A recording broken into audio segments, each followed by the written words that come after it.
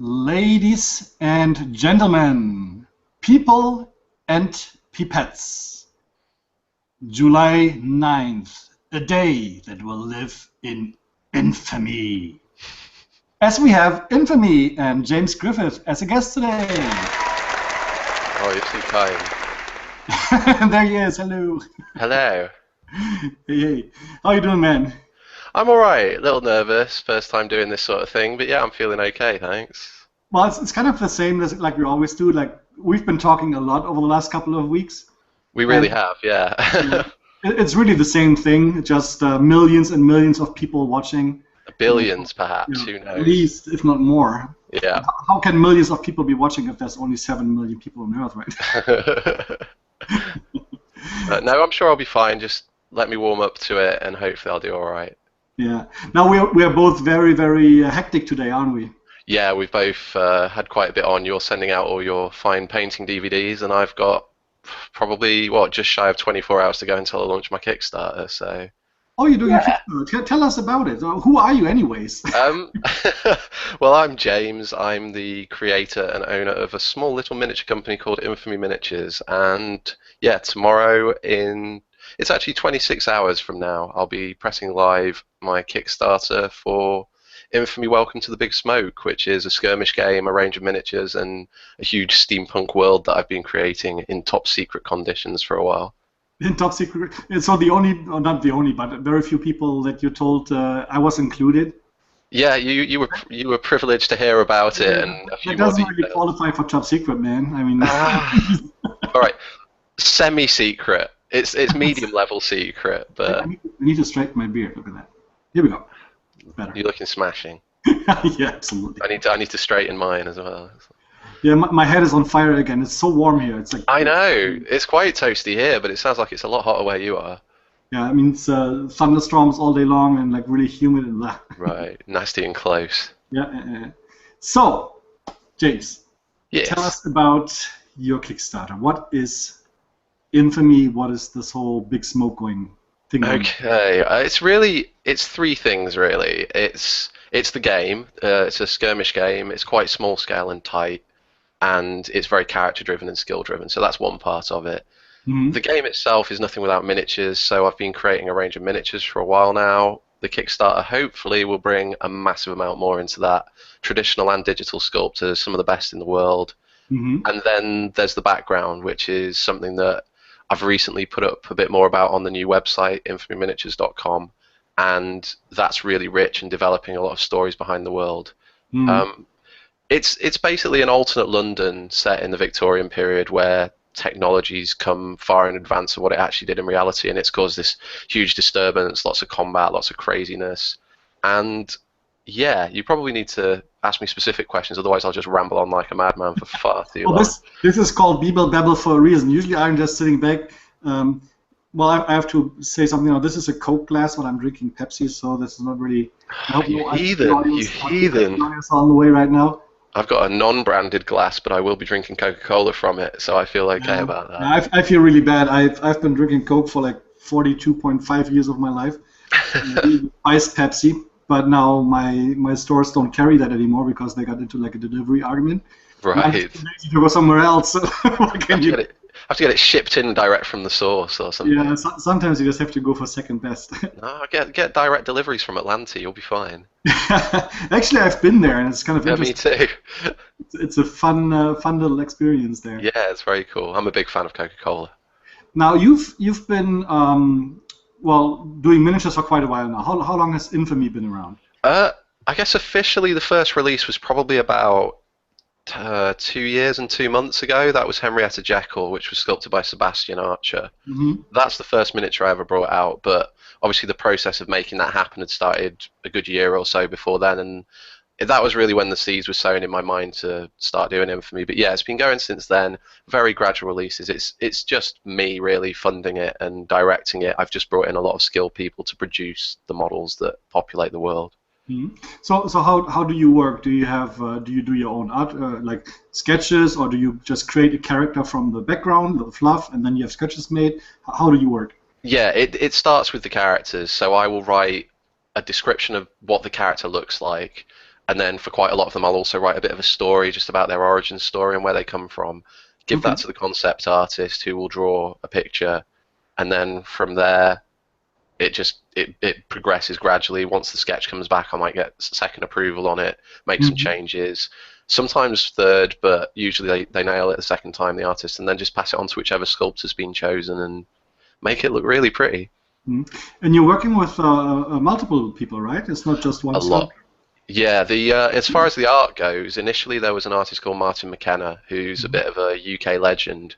Was really lucky to get him on board, and he defined the look of the first 8 or so characters that I had sketched. Since then, he's had a little baby recently, and he is so busy with that and the work projects that he's already got that I've had to find another artist. And pretty much all the artwork that's on the Infamy website at the moment is all by one guy, and he's Mhm. incredible. He's really tapped into the universe, but as far as the rest goes, lots of different sculptors and lots more to come through this And Kickstarter. there's some really big names in there as well, right? It's not like There are, yeah, there's some unknown legend. people is like really like the cream of the crop, really, isn't it? The first sculptor that I actually signed up to do stuff was Mick, and you can't really get much better than that in the traditional realm. Yeah. He does scary things. Like when I first got the Master of Sherlock Holmes through, obviously it's about that big. Just shaky hands because you're touching something that's so precious and you don't want to Mm. break it. Of course, instantly the first thing I did was drop a bit of it on the carpet and I had to turf it out and find it again. But yeah, it's great working with skilled people. They take that concept and translate it so perfectly that I really don't have to give much feedback usually. Yeah. So who else do you have on the big list of names? Oh man, Mick, Sebastian Arch did the first model that we released. Gautier Giroux, I've got Kurama Malavi, who's a digital sculptor. He does a lot of larger scale stuff for Marvel and DC. Um, Gosh, I'm totally losing my mind. I've got other people signed up who haven't yet been announced that I'm Mhm. trying to remember which ones I've mentioned and which ones I haven't. Yeah, I saw the list, and I know I can't show it now because it's on your Kickstarter page, but so Yeah, people have to wait till tomorrow at 26 hours. don't go teasing that one out without me knowing. Someone almost posted a tweet about that the other day when I showed them, and I was like, no! Everything went slow mo as I tried to leap across and stop them. But yeah, there's those. We've got a lot of new ones signed up, and there are some other digital sculptors who maybe aren't as well known in the miniature realm, but they do great work. Adrian Dabos has done Tesla, who's the Kickstarter exclusive miniature, who I have shown, and that's an incredible sculpt. And he's got a few other miniatures that he's been making as well. He did Uncle John too, who's another model that will be part of the Kickstarter. Now, people that don't know your line yet, I just want to show them my favorite miniature that currently is out. Okay, Which one would that be, James? I would guess that would be Mr. Toad. That would be Mr. Toad. You're correct. And Yeah, here he is in all his glory. yep, that's Mr. Toad. He's looking Yeah. very, very sepia toned in that one there. Yes. I actually don't. I don't even know where I just found this at some blog spot. But yeah, I think this is an awesome miniature. It just gives so many different areas, and it has so much um, to show, really. Like also on techniques, you got large areas where you can put the light. You got all the little steampunky bits. You got the weapons and so on. You got metal. You can really go wide on this miniature. And actually, Yeah. I did buy that from you at Salute last You this year. did, you bought it. I think I offered it to you, but you insisted you paid for it. That is correct. But Well, yeah, that to be honest, the Toad, until the other stuff comes out, the Toad is probably my favorite miniature as well. mm, The Toad was a challenging sculpt. It's a very complex miniature with lots of different elements. There's a lot of brass work in there. There's a lot of putty work, and it was a difficult process because of that. But I think also because of that, seeing the end result being so cool, it does make it one of my favorites. Of yeah. course, my favorite model is still to come, like, and that's going to remain that way. But that's for Yeah, personal I mean, reasons. I've seen, obviously I've seen some of the miniatures. I have to say that the Toad might be my second or third favorite miniature in the future. Right, that's good to hear. Yeah, absolutely. I think I know which one my favorite is going to be, and maybe later on I'm going to show a little sneak peek of that. Okay, I might have an idea which one that might be then. Yeah, we'll see. Yeah, Alright. but, Well, tell us a little bit about the universe, the infamy universe that you've created. And you've told me a couple of stories, and there's like a real deep background already. It's not like a kind of superficial little fluff sprinkling on top. You've had no, like no, a really deep I think story there. It's got a lot going on. I mean, for a while it was very much about the miniatures, and the miniatures were what were driving everything around it. But I watched, I'm very into computer games, and I love the design of games like BioShock and stuff like that. And the BioShock creator, Ken Levine, I watched it was like a 2-hour lecture that he did where he basically talked about the process of making games. And it all starts for them with the world. It all comes from that. And it was like a moment where it just clicked, and I was like, I don't know what the streets of London even look like. I need to focus on this. So yeah, since then, I've brought in Sylvia, who's my artist, to do that and really develop the artwork and give it a look. And then Dave Allen has been writing a lot of background and fluff material, a timeline leading up to events, and we've had hours of discussions on Skype, working out how the city got to the state that you're seeing on screen right now. And pretty much it's defined partly by the character on screen as well, Nikola Tesla. He's one of the great minds of the age. He's moved to London and he's created energy sources that are beyond anything that was known before. Along with that, there's a man called Mycroft Holmes who has created what's called a cogitation engine, which is an advanced thinking machine. And basically the combination of those two technologies has meant that there could be walking automatons, massive tripod gun things like you see on that picture. And that's also really drastically affected the balance of power in the city. Previous organizations which have maybe been a bit slower on the uptake with the new technology have fallen behind, so there's new companies and new powers coming into play, and it's really caused chaos and anarchy. And what's basically happened over the period of years is that the city has almost become annexed into safe zones and zones that the well-to-do and the rich just daren't tread in. So those are where the gang scuffles happen, and that's what the first part of Infamy, Welcome to the Big Smoke, is focusing on. It's about those people fighting it out and just eking out survival, really. All right, so we got different gangs and parties involved here. What are the major groups that are part of the game?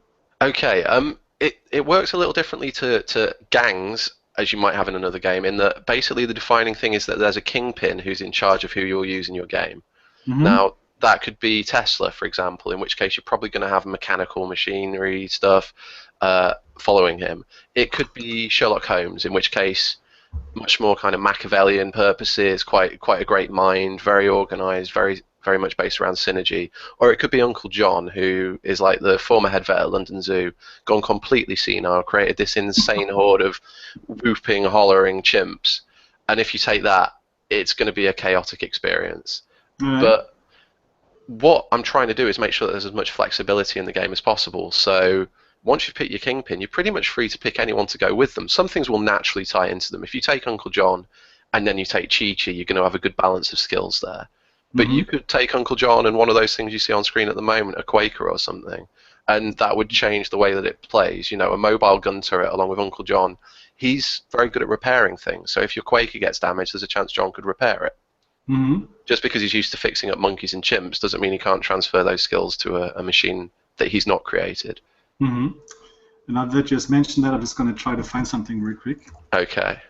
I'll do a little dance while we wait. Yes, do some little music or something. I should play in the background, I could play the Infamy video, which has got some dynamic, epic music going on. Oh, yes, it actually does. I like it. So definitely, I mean, yeah, it's kind of funny because I've seen many of these things already. I know. I'm sorry about that. Oh, people, it's really awesome, but we can't show you. I can do some teasers. I mean, I got a traditional sculpt delivered through the post today, which is sitting in front of me. So I don't know. Well, show us. You sure? Yeah. No, I can't. Yes, you can. This is where we test out the high definition camera that I've got. Is that coming into focus at all? No. Yeah, I think on my Skype, because it's on a 27-inch, it looks really big, and I think on the wave from Skype to XSplit to Google Hangout, people might just see a blur. Yeah. Well, this is pretty cool. He's a real model. He exists. That's Alucard, who is he's missing a hand because it's a separate part, but he's kind of a vampiric surgeon type dude who believes in the occult, believes that blood contains the power and the answers, so he likes to drain his victims of blood, and he's got This is where things get even more crazy. I'm not even going to try and show it. It's tiny. He's got like a backpack which is made up of different blood vials which pump them all in and can create different cocktails and mixes. Nice. And then a feeding tube that he just sucks them out whenever he feels a little bit peckish. That is actually one of the things I really like about the miniatures you're doing already. They all have so many different areas that you can really like shine at. I mean, you can kind of paint them quickly and people won't notice them, but then you can really pick them out and make them just like gorgeous. Yes. And you've had a lot of success with people painting your miniatures recently, haven't you? There's been some beautiful paint jobs done on them, and that's one of the most rewarding things. Like seeing people winning prizes at competitions. Yes, that's really cool, and that was awesome. It's Loot. You had like 2 models in the top 3 or something. Isn't that right? No, Luke's actually painted the Uncle John bust, which looks incredible. John Keyes did 2 models. They didn't actually win anything, but he painted a Toad and a Frank, and they look wicked. Then Damien Pedley painted the Toad, and that won first prize in the Fantasy Monster category at Salute. And then David Soper, in the single miniature category, and then David Soper painted Chi-Chi, which won first prize in the Monster. Yeah. It's actually the Monster and Vehicle category, which meant that he beat a Games Workshop Imperial Knight into second place, and that was quite funny seeing those two next to each other in the same judging category.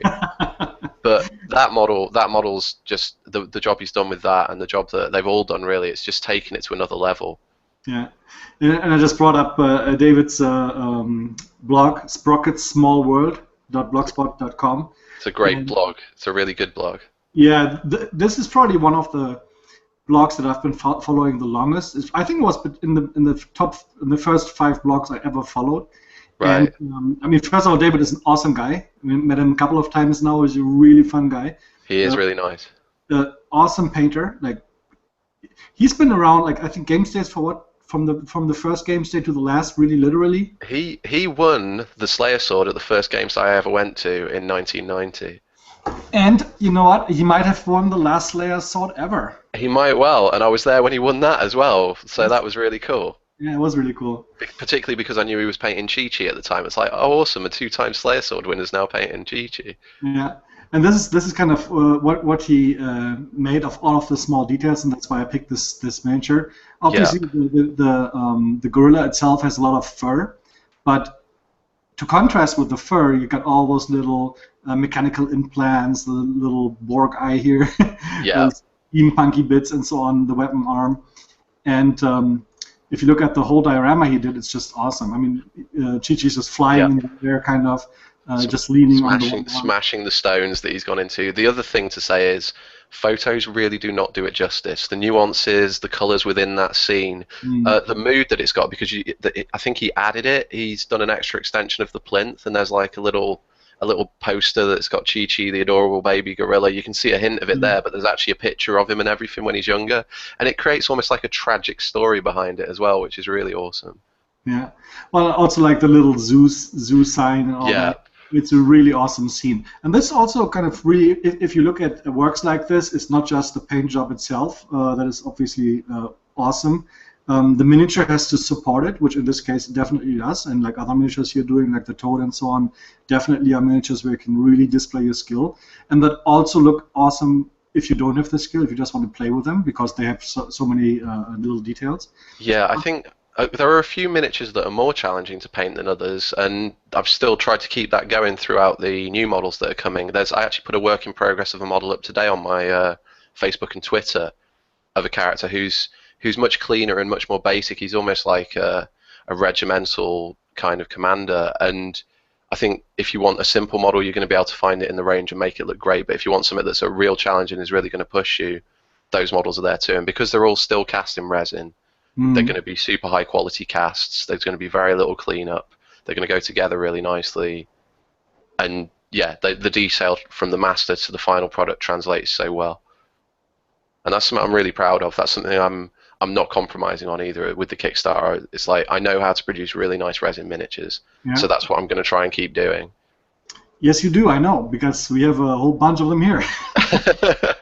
And I'm sure you'll have some more fairly soon. Most likely, yes. Yeah. So, but again, definitely for anyone who's watching, check out David Soper's blog. Again, Sprockets Small World. If you just Google it, you'll find it. it's just an awesome blog, and he's doing all kinds of things. He's done he's got the Games Day Slayer Sword entry, like a step-by-step instruction, like I think it was over a year, almost 2 years. He was doing that for about a year. I mean, the one he's got up at the moment, I can't remember what range it is, but it's a cool frog riding thing, and someone's giving me a phone call, so I'll hang up on that. Yeah, that one, really nice. I forgot whose that is. Hold on, maybe we'll see it here somewhere real quick. Squark. I know it's not a big company, but this model is just awesome. Blacksmith.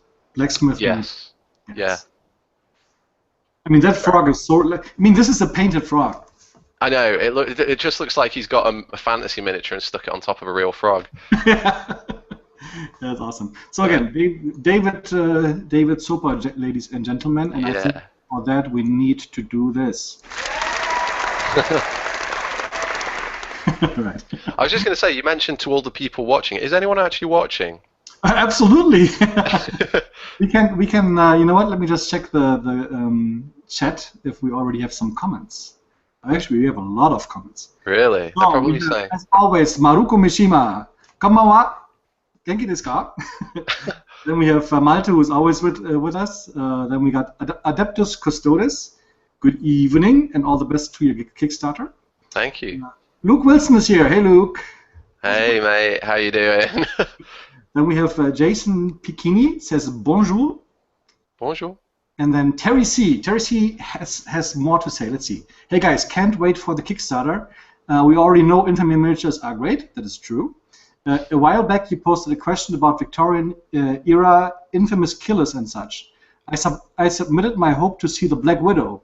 Will she be making an appearance? You can say it's just between us. Best of luck. So far, I can only confirm that is not an avenue I've explored, but it has not been ruled out for potential future developments, let's just say. Okay, so Terry is all for killers. He can keep messaging me and pestering me, and the more he has a go, it'll either have a positive or negative effect in him getting his end goal, I suppose. All right.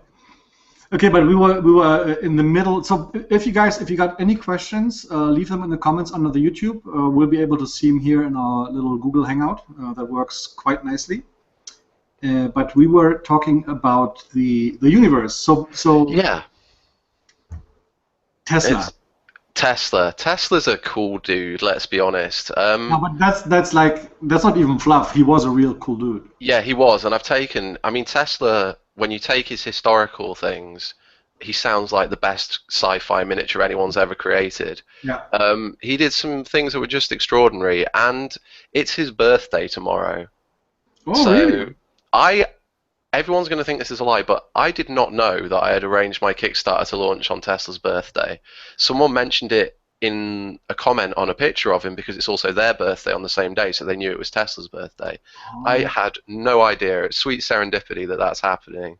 Wow. So that is interesting. But Tesla's an amazing man. I mean, the things he's created and the stories behind him, for me, he's just one of the most legendary people. If you could put together people from history. Let's see. I think that's correct, isn't it? Yeah. There you go. 10th of July. In Smiljan. Yes. So he's a foreign import to the world of infamy, but where else would he be other than the place where the technology is all going crazy? Yeah. So this is the German side. You know what I always like doing is I really just like reading up on stuff. Like I read up on Tesla a couple of weeks ago actually when I saw the Tesla miniature for the first time, the Kickstarter exclusive. I was like, okay. But I mean, I knew a lot about him already, but I didn't know like half of the cool stuff he's done. If people had been more open to some of his ideas, I think it's fair to say that the world would probably be slightly different these days.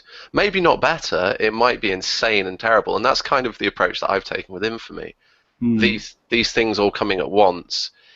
It's had some positive effects, but once you put those great things in the hands of people who aren't necessarily great men or women, what then happens? What's the knock-on effect of that? And I think that's what all good science fiction and fantasy does. It explores those questions, and that's what I'm trying to do with the world of Infamy. Focus rather than just put a cog on it. It's about why is that cog there and what purpose is it serving and how does it affect the politics and the mood of the nation. Yeah, it's interesting. We like 2 shows ago when we had the show with Jeremy Glenn and Dizzy Demon Angel. Yeah. Angel Demon, Demon Angel. Yeah, no, I'm mixed up. The Dizzy. She made me. We talked about Tesla, the company. Did you hear about what they did the other day? No, I know of the company, but They have it's I think it's a US-based company. They have they made cars and basically kind of electronic motors and stuff. yeah, I saw one of them when I was in London in a shopping centre. It was quite cool. Yeah, they are quite cool, and they had something in the area of about 100 patents on everything they were doing, like really eco-friendly motors and like everything, like from the smallest details to like large ideas. And the company basically took them all down and said they're now public domain. Nice. Use Well, them. they're at least living up to the name of their company, aren't they? They There. do. So. They do. I mean, even now, I said it last time, and even now I'm getting goosebumps. It's like there's this company that makes like really a lot of money, and they have a lot of money invested in all of these patents, obviously, because they came up with it. And then they're like, okay, you want clean cars? Here. There's Yeah. no excuse for you not to do them anymore. Here's our patents. Yeah, totally. And that's really is what the man was like. And I mean, in Infamy, I've reflected that by the fact he genuinely doesn't have interest in any bigger power struggles. He just wants to make what he wants to make, and beyond that, anyone can have what he's doing. It's just he wishes they'd stop fighting. Mm. Everyone's in combat, and yeah, I think he's in a world where he can't really do what Tesla, the company nowadays, have done, and it's just open it up and everyone will be polite about it. He's in a world where people are assuming there must be a catch and they feel they have to fight for it. So, but Yeah. also he's very confused by the pigeons and what they're telling him. Let's not forget about the pigeons, because Okay. did you read about pigeons when you were reading about Tesla? No. Well, yes, I know that he was a little. Let's say He thought pigeons talked to him, yes. which now I could have ignored that, but I've decided to embrace it. So there's rules for pigeons in the game and how they affect Tesla. I've got a model that's going to have pigeons with it. I Awesome. think there's a whole backstory and the question is, are the pigeons really talking to Tesla? Is he just on a higher level and understanding? It's almost like the mice and the dolphins in Hitchhiker's Guide. Hmm. Like they were talking all along. It's just we weren't capable Well, of listening. Arthur Dent, when he started to learn flying, he finally also learned how to speak any kind of bird language. Yeah. Then he got bored because all they were talking about was like wind speed and different updrafts and downdrafts, and then he's like, I'm not going to fly anymore. Yeah. So yeah, it could be that the pigeons really are talking, but it could just be that Tesla's got a bonkers side to him where he thinks they are. So I'm I'm still keeping elements light, but as you can see from that picture, it's a somewhat dark world. You know, someone's tried to emulate Guy Fawkes and they've bombed the Houses of Parliament, so that's in a state of repair. There's danger everywhere. Parliament's had to move out of the main dangerous parts of the city. It's not a particularly nice place, but it's still full of people trying to live out their lives and make the best of the situation. And there's the pigeon. There's the picture, right? What Yeah. kind of, is the coffee maker? Tea, come on, it's Well, British. I'm so sorry. Of course, it's I well, must have, it says "a eat." Well, It- I can't read that. I apologize. It's a backwards sign, and you know it's facing the other way. It's very inconsiderate of me. I will slap the wrist of my artist in short order. All right. But yeah, what else do we have here? This is actually really nicely done. So if you want to go to the website www.infamyminiatures.com, you can Yeah. read all about the world and all of the about the characters and so on. It's really nicely made. Also, it has a very nice feel to it, like as you browse through it. I'm glad you like it. It was a bit of a frantic push to put it together, but I think it came out pretty well. Yeah, absolutely. Yeah, the suppressor. I mean, that's one of the much bigger things. If you look at that kind of cabin area, there's a peeler which is the less polite way to describe the police force, Mhm. sitting in that, and they're basically stationed around the main kind of border points between the annexed areas of the city and the safe zones.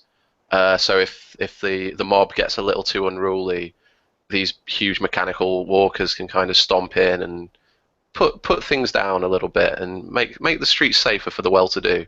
Okay. So now the scale of that game is still 32 mil, right? Or is it bigger? 32 millimeter from basically from the underside of the foot to the eye line. So yeah, it varies. Tesla is probably coming on for about 40 millimeters tall to the top of his head altogether, but in reality he was a very tall man. So Okay. I've kind of embraced that and gone, I want the Kickstarter exclusive miniature to look really impressive. So make him equivalent sort of height, and then you've got smaller ones. Some of the chimpanzees are going to be a lot smaller, but that machine is going to be, you're coming on for Dreadnought size with that one. I didn't want to say that. I just wanted to hear what you just said. So it's going to be Dreadnought size. Something like that, yeah. Dreadnoughts, for people that don't know this, it's a miniature from a large game system that is dwindling in the customer appreciation recently. It's a company I know very little about, to be honest with you. They don't seem to be in the news much. No one really seems to talk about them a lot, but no, I love GW. They make great models. I love hate him. Well, yeah, there's element of disappointment. It's like a parent who they don't hate their child, they just get disappointed in them. There you go. Now let's bring back order into this. Now we've had a look at a couple of crazy guys, a couple of mecha robots and whatever, but now we have the forces of order. There aren't many of them, to be perfectly honest with you. For this game, it's very much focused on the gangs and the fights. So even the police, they don't come into that zone much, and if they do, it's only for a very short amount of time. The peeler models that you will see in the world of Infamy will be corrupt ones working for people like Sherlock Holmes and stuff. That's only for this release, though. Hopefully, if this Kickstarter goes well and things kick off nicely, I have a huge story arc planned for this world. I know what I want to happen in 5 years' time, and I know that the next release, I want to expand it to people like the police, the royalists, the military forces, the Luddites, and how they're responding to this sudden outburst of technology. You know, the machines are evil. Maybe even bring in religious groups and things like that. And because let's be honest, this level of machinery, suddenly thinking machines, people are starting to question what God is, and are these the new gods? So there's some really interesting questions to delve into there, and I can't do it all at once. So peelers exist. Little bit of transcendence. No, I can't say it. What was it called? Transcendence. Transcendence. Come on. You're doing very well. You're doing a lot better than I would do if I was speaking German. Transcendence. Yeah, Transcendence. That's what I want. I meant the other movie, Transcendence. Right. So here we have a little more like craziness going on. This is the urchins and the street level where basically the poor are. They've got to live somewhere, so they've just built these huge shanty towns. The entirety of St. Paul's Cathedral has basically been taken over and is now just a warren of dens and huts for the urchins. I actually like that. That's probably the best place to live, at least from the graphics. Maybe not living conditions, but yeah, it's probably got a bit of a smell going on in there. But other than that, there's a smell going on everywhere though. And there you've got some more of the less advanced areas of the city. You've got your street urchins and things like that. So who do we have here? We've got Mr. Dodgson in the centre, who I don't want to say too much about just yet. He's quite an enigmatic figure, but he's got a kind of something of an army of urchins under his beck and call. If you take a look at that picture, you can see he's got almost like a little gas mask type thing plugged into his nose, and he's got different vials and things. He likes to use chemicals to maybe manipulate the minds of the children a little bit, and perhaps sow thoughts into their heads that are a little bit fantastical and mystical. So yeah, he's an interesting one. And then Dodger to his side, and the machine is called a Big Brother. It's basically an amalgamation of scrap stolen from around the city that somehow the Little Parliament, which is the collective of street urchins, have made work and function as a protector of them.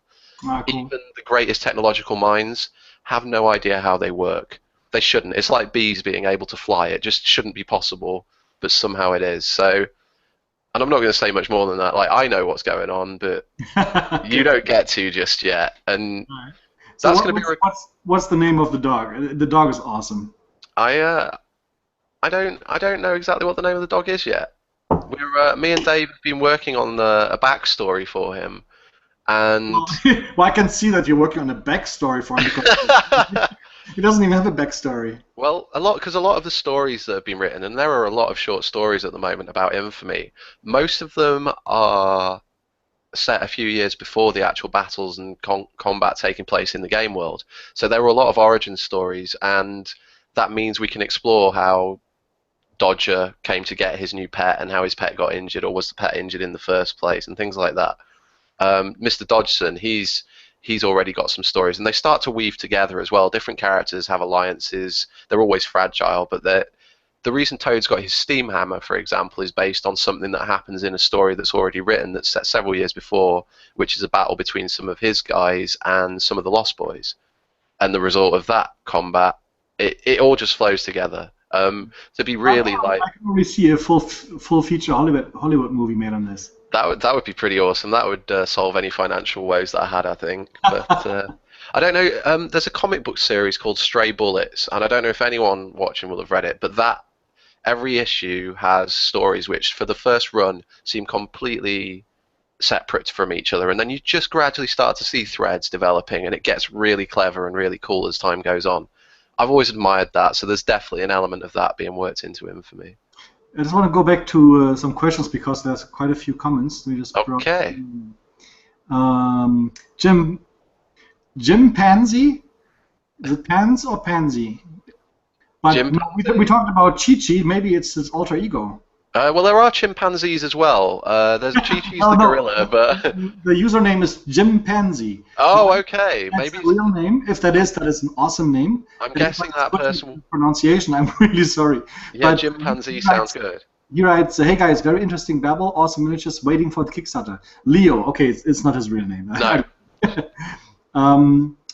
Jason Piccini asks, "Do the models come with quick sheet cards?" Right, yes, that'll be for gaming. Basically, the game is still in development. It works at a basic level, but it is an alpha level. If you back the kicks... Sorry if I may interrupt you. We come to the game in a moment. I was just going to say, in terms of the cards, to answer that question, I'm probably going to have to talk about the game. So maybe we can go back to that question if there's some other stuff that's... Because I think that the game has a whole... It'll spawn a lot more questions because you have some really awesome ideas there. Okay.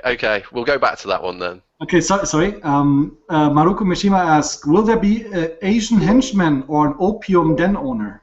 I think that's something that will come in once I spread Infamy out to a bit further afield and start to look at the way that different foreign powers and things have responded to the sudden growth of technology in England.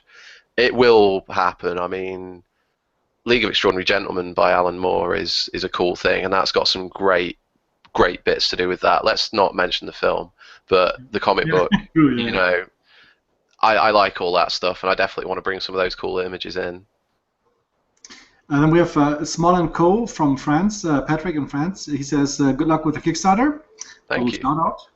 Then Adrian Kramarczyk, and again, guys, if I butcher your names, I'm sorry. So he says that the suppressor legs are looking very fiddly. Will you build up? Will I build up? In terms of the legs of the machine, every model that I'm making is being approached with making sure it functions as a model. So obviously that's concept art. The design of that model will work out better. For this one, the guy that I've got sorted on producing this model, he's well experienced at making machinery. Basically, he's done stuff for, I think he's done stuff for Dystopian Wars and all sorts of things like that. So he's used to making steampunk mechanisms. It'll be fine, don't you worry. Jason just wrote me something that I think I did wrong again. On the description on YouTube, it says his August 10th Kickstarter.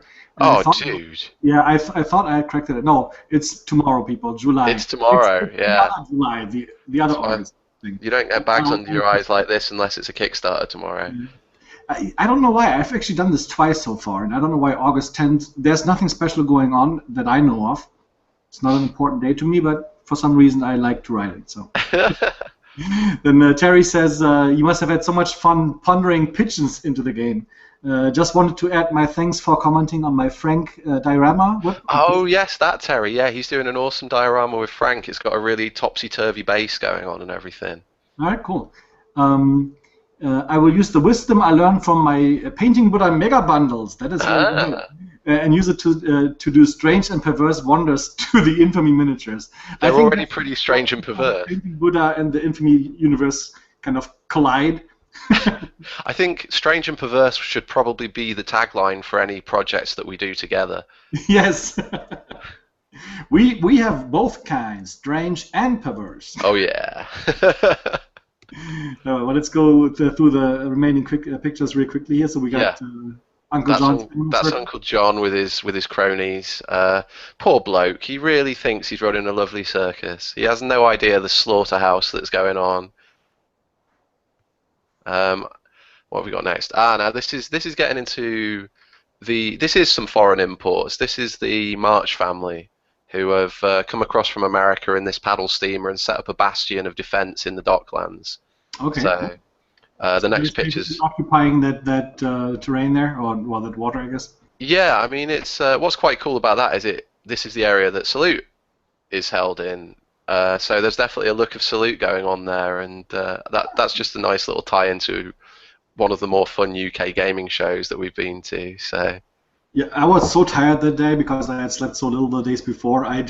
It's kind of funny. I can still remember I've been to Salute, but that's pretty much all I can. You were definitely there. I talked to you and everything. Now here we have something very interesting on this picture.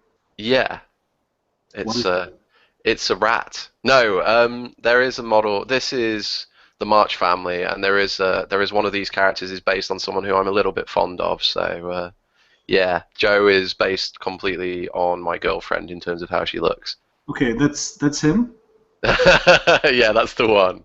No, there we go. Yeah, the one on the side with the rat on her shoulder. That's the model that I just thought, yeah, why complicate having to describe a face when I could just say make her look like my girlfriend? So Nice. that's what I did, and also her attitude. The March family is based on Little Women, so she's based on Jo, who is the more kind of independent, strong-willed, and quite academic and smart one. And when it comes to me and my girlfriend, she's definitely the smart one. You know, she's studying for her PhD at the moment, and she's writing her thesis. So she's a brain box. So yeah, that was a really cool fit, and yeah, I'm really pleased with how that came out. That's a nice little thing, and that's why that's going to be obviously my favorite miniature. Ah, okay. There's no question. You're a little biased. Let's say that. A little bit, yeah, just a little. Now we know her. Well, yeah, that's Frank and Henrietta. These are getting more into the horror kind of thing, you know, like Whitechapel slums and things like that. Bringing in those horror aspects, and that model that I held up that wouldn't go in focus, that would be another one that fits in quite nicely with them. But I really love that artwork. It's actually cropped down a bit. I think there's a bigger version in the Q&A part of the website which shows it in full, but it's got that sickly green pea soup smog kind of classic dangerous after dark London vibe going on, and it really appeals to me. Yeah, nice. I think Stefan Rath actually did one really nice paint. I think that wasn't the box or the cover art. Yeah, that's the model that he painted. He did a ridiculous job on those flasks, somehow made them look transparent from whatever angle you look at the miniature. Yeah. Which I would think was impossible unless I'd seen it. Yeah, it is. And he's actually the guy that did our season. There we go. Season 1.2 freehands. Yeah. And the thing is, if you look at his freehands and banners, you have the same feeling. You say like that's impossible to do. You pick up the DVD, and then you see he actually follows a very simple step-by-step approach that pretty much everyone, including myself, I can actually vouch for this, can follow. And it's kind of nice that you sit down for maybe 2, 3, 4 hours and have a freehand banner that looks really, really good. Yeah, he's an amazing painter. Yeah. So what else do we have here? Some more characters? Yeah, this will be the last slide in this show, I think. Alucard on the right, that's the guy that I held up all shaky cam. He's kind of like a Dracula blood-sucking dude. We've got Corvus in the middle, who's got a jetpack and is kind of the eyes and ears of the Lost Boys. He's got ravens that have little cameras fitted to them, and then Pa March and Meg March, just the initial concept sketches for those members of the March family. Okay. So yeah, I like his character already. That's going to be a little bit of the Crow. Yeah, maybe a little bit. He's actually wearing a Beefeater's uniform. You know, the guards of the Tower of London. Mm-hmm. So clearly, he's either crafted that himself or slaughtered a Beefeater and stolen it. But ties in with the Ravens, gives him a nice look, but he's also got a slightly more wild aspect to him. So, yeah, he's a model that I'm excited about once the campaign comes around for sure. Cool. Well, then I think the one thing that's really important on this last slide is that there's over 20,000 words already written on the background. Yeah. Yeah, it's quite rich already, and there's more to come. You know, that's not the end of it. There's tons of ideas we haven't even been able to explore yet. So, and I didn't write all those words, so some of them actually make sense as well, which is a good thing. Yeah.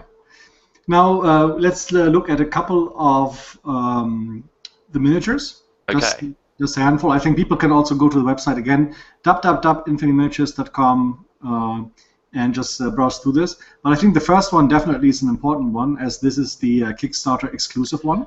Yeah, Mr. Tesla. It's his birthday tomorrow, so people, yeah, you know what to do. Get your party poppers out and your funny hats. Yeah, Tesla. As soon as I got the concept art back for Tesla, it was like, that guy's got to be the Kickstarter exclusive. He's a kingpin as well, so he can lead up gangs. So it's worth pointing out there will be an alternate version made at some point, so that if you don't get in on the Kickstarter or choose not to get the Tesla model, it doesn't mean you can't use them in games. It's just, I think it's going to be hard to make a cooler looking model than that version. So if you do want a really funky Tesla, so far at least, that for me is the one to get. Mm-hmm. He's one that I'm really looking forward to seeing some really good painters have a go at. That's actually a render of the model, but I'm getting 3D prints are being done tomorrow, I believe. I've lost track of time. Yes, tomorrow 3D prints are being done, so I should have actual physical versions to show very early in the campaign. And who knows, maybe some fine painters out there might get sent some to have a go at. Now this one here, so it's just a pigeon, or is it a bunch of pigeons? It's a little confusing actually. The model itself will look like that.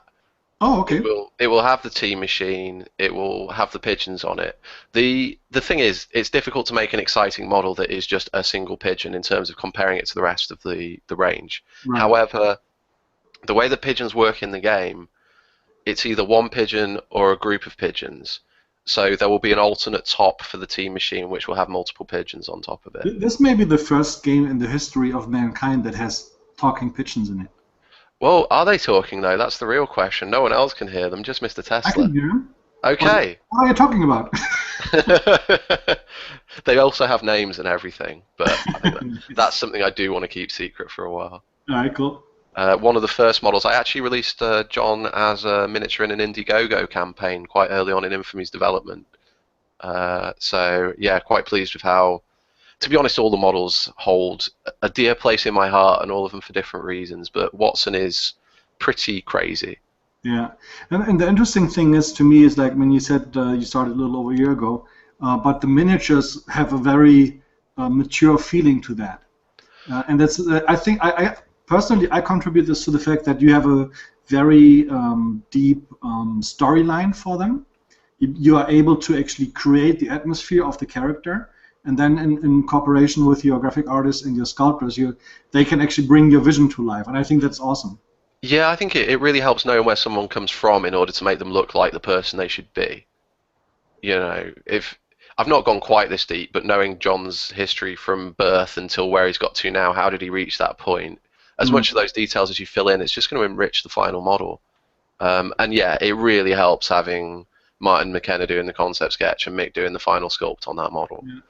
So yeah, and there's Mr. Holmes. Yeah, he looks a bit like Inspector Gadget.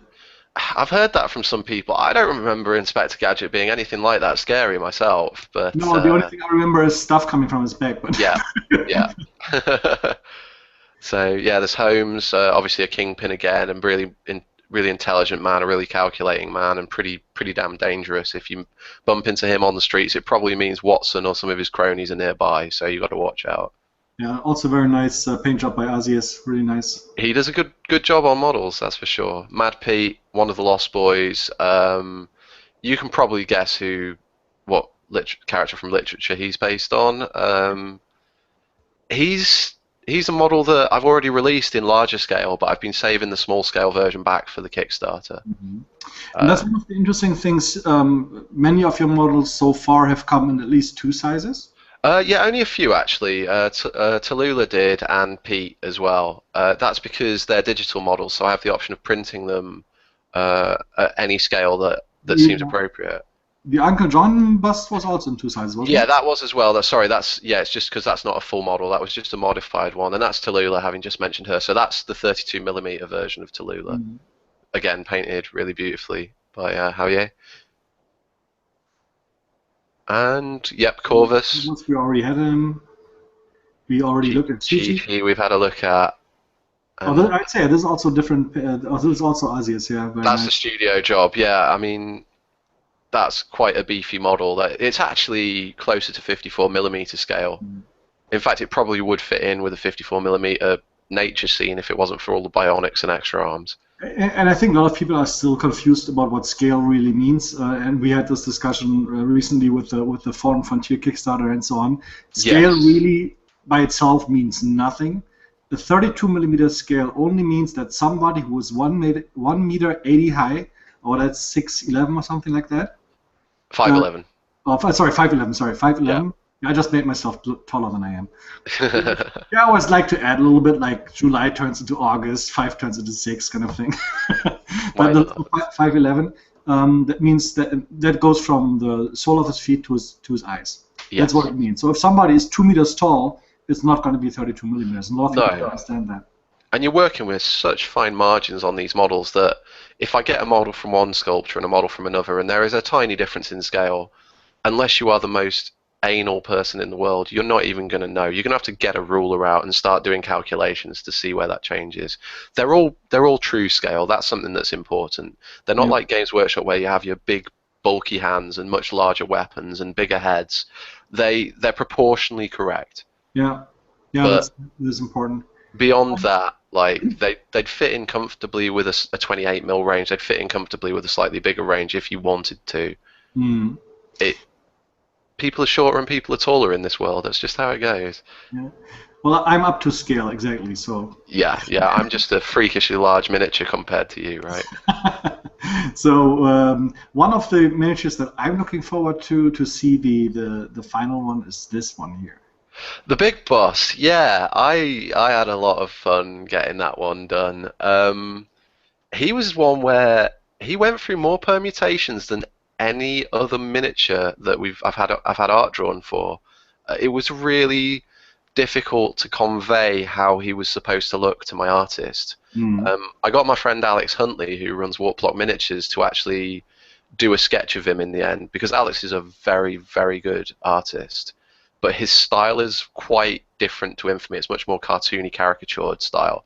But he did a sketch, and that really helped my artist then go at it and appreciate it. But yeah, the Big Boss, it's a bit of a riff on Master Blaster from Mad Max. Okay, we just had you go a little slow motion here, but you're back in full speed, I think.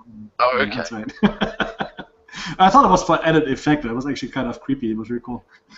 I'm not sure creepy's really the thing I want to put across in preparing for this Kickstarter. You know what? I mean, if I look at this miniature, I think that's exactly what you want to do. Going back creepy James and his creepy Kickstarter tomorrow. Yeah. But so this is going to be pretty large, right? Yeah, that one, basically the models in the Kickstarter are split into three categories. There's regular large and extra large, and he is, along with Chi Chi, he's an extra large model. The Big Boss is actually the guy on the back. His real name's Kenneth, but he doesn't like people knowing that. He's actually, if you were talking scale-wise, he's very small. So the Big Boss is still big, but he's a very small man, which is probably why, to impose dominance, he's kind of tuned into the brain patterns of this beast that he walks along on. And I guess there's a bit of a Hodor vibe going on there as well. And with Amon sculpting it, it's going to be awesome. It should look really cool. It's just it felt like the right sort of fit for his style completely. Absolutely, absolutely. And I think it's also interesting to see because the style of all the miniatures still fit. People are really getting very close to the original artwork. I think that that comes through having good sculptors who can achieve the things that they see in front of them. there's also really strong communication on all of them. I'll get regular updates, and there have been models where little things have been tweaked. There's never really been a situation where a massive amount needs to be stopped, and I think that's because regular updates mean if something anatomically isn't, well, I don't know anatomy, but something pose-wise isn't quite right, I don't suddenly have to tell the sculptor to go back a great deal and change it. I mean, you've been talking to Jeremy about Creature Caster. Yeah. I'm jealous of him because he's got the skills to do all that stuff himself. He has complete control over that. It takes more work for me to talk to people. I send a lot of emails. I get a lot of images through, but it's worth it at the end. I mean, I Skype with quite a few sculptors now as well. Well, plus this gives you the chance to actually speed up the process. I mean, if you had to do all of them by yourself, you're probably going to be busy for another year and a half. And no one would buy them anyway because I can't sculpt models as well as these guys, you know. But I kind of like that. It's I always like people that know what they can and what they can't do. And I think it's even more important to know what you can't do. Like I can't do a lot of things. But for you to create like this universe with this background and the kind of story and the passion in it, and then turning this into miniatures and then saying, okay, well, I could sculpt them, but I shouldn't. Yeah. I think it's awesome. And that's what we've seen so far from the miniatures as well. I've learned a lot doing this. I mean, I've made some mistakes along the way. I've made a lot of mistakes. Some of them have cost me money. A lot of them have cost me time. But every single one is mistakes that cost me money. I don't see them as bad things, to be honest, because every one that's happened, I've got to a much better place, and I've got a product at the end of it that is better for it. You know, I've enjoyed the process, and you really do. It's not bad not excelling at one thing when you're running a miniature company on your own, because you have to do all sorts of different stuff. As long as you're ready to apply yourself to a few different things, you'll be okay. Okay, let's go back to the comments before we jump into the game. Okay. We still have an open question. Let's see. We have Christopher Nelson, currently listening to this and trying to paint Sherlock Holmes at the same time. Rather successful, if I do say myself. Nice. Good job. We should do some soothing music to go in the background. I'm going to leave that to you, I think.